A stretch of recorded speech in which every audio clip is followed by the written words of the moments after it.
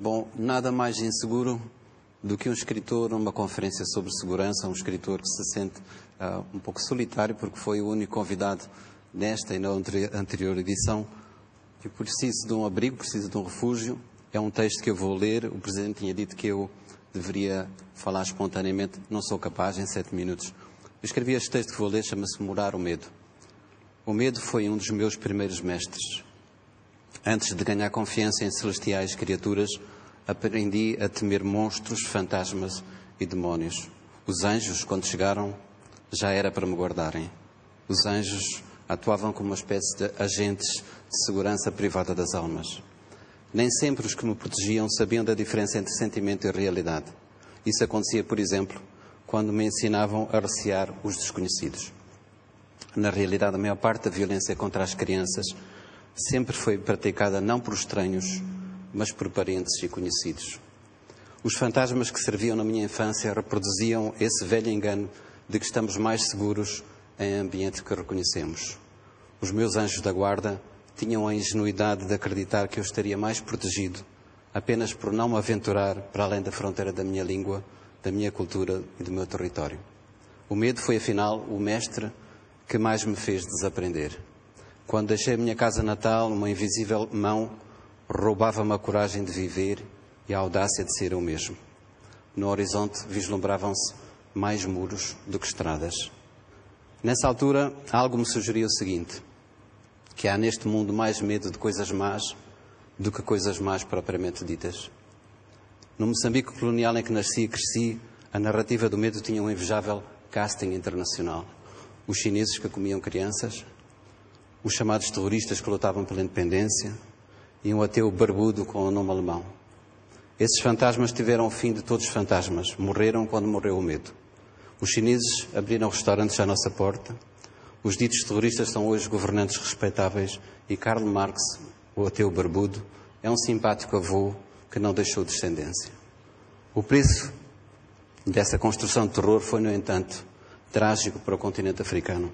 Em nome da luta contra o comunismo cometeram-se as mais indizíveis barbaridades. Em nome da segurança mundial foram colocados e conservados no poder alguns dos ditadores mais sanguinários de toda a história. A mais grave desta longa herança de intervenção externa é a facilidade com que as elites africanas continuam a culpar os outros pelos seus próprios fracassos. A Guerra Fria esfriou, mas o manicaísmo que a sustinha não desarmou, inventando rapidamente outras geografias do medo ao Oriente e ao Ocidente. E porque se trata de entidades demoníacas, não bastam os seculares meios de governação. Precisamos de intervenção com legitimidade divina. O que era ideologia passou a ser crença, o que era política tornou-se religião, o que era religião passou a ser estratégia de poder. Para fabricar armas é preciso fabricar inimigos. Para produzir inimigos é imperioso sustentar fantasmas.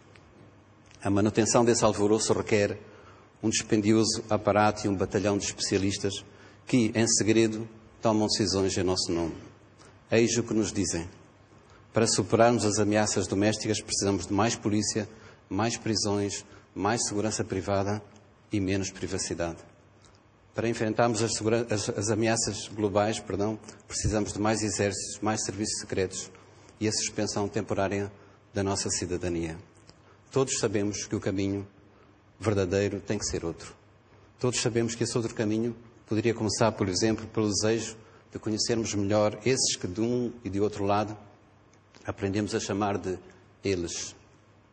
Aos adversários políticos e militares juntam-se agora o clima, a demografia e as epidemias. O sentimento que se criou é o seguinte: a realidade é perigosa, a natureza é traiçoeira e a humanidade é imprevisível. Vivemos como cidadãos e como espécie, vivemos como cidadãos e como espécie em permanente situação de emergência. Como em qualquer outro estado de sítio, as liberdades individuais devem ser contidas, a privacidade pode ser invadida e a racionalidade deve ser suspensa. Todas estas restrições servem para que não sejam feitas perguntas como, por exemplo, estas: por que motivo a crise financeira não atingiu a indústria do armamento? Por que motivo se gastou apenas no ano passado $1,5 trilhão em armamento militar? Por que razão os que hoje tentam proteger os civis na Líbia são exatamente os que mais armas venderam ao regime do Coronel Gaddafi? Por que motivo se realizam mais seminários sobre segurança do que sobre justiça? Se queremos resolver e não apenas discutir a segurança mundial, teremos que enfrentar ameaças bem reais e urgentes. Há uma arma de destruição massiva que está sendo usada todos os dias, em todo o mundo, sem que seja preciso o pretexto da guerra. Essa arma chama-se fome. Em pleno século XXI, 1 em cada 6 seres humanos passa fome. O custo para superar a fome mundial seria uma fração muito pequena do que se gasta em armamento. A fome será, sem dúvida, a maior causa de insegurança do nosso tempo. Mencionarei ainda uma outra silenciada violência. Em todo o mundo, 1 em cada 3 mulheres foi ou será vítima de violência física ou sexual durante o seu tempo de vida. É verdade que sobre uma grande parte do nosso planeta pesa uma condenação antecipada pelo facto simples de serem mulheres. A nossa indignação, porém, é bem menor que o medo. Sem darmos conta, fomos convertidos em soldados de um exército sem nome e, como militares sem farda, deixamos de questionar. Deixamos de fazer perguntas e discutir razões. As questões de ética são esquecidas porque está provada a barbaridade dos outros. E porque estamos em guerra, não temos que fazer prova de coerência, nem de ética, nem de legalidade. É sintomático que a única construção humana que pode ser vista do espaço seja uma muralha. A Grande Muralha foi erguida para proteger a China das guerras e das invasões. A muralha não evitou conflitos nem parou os invasores.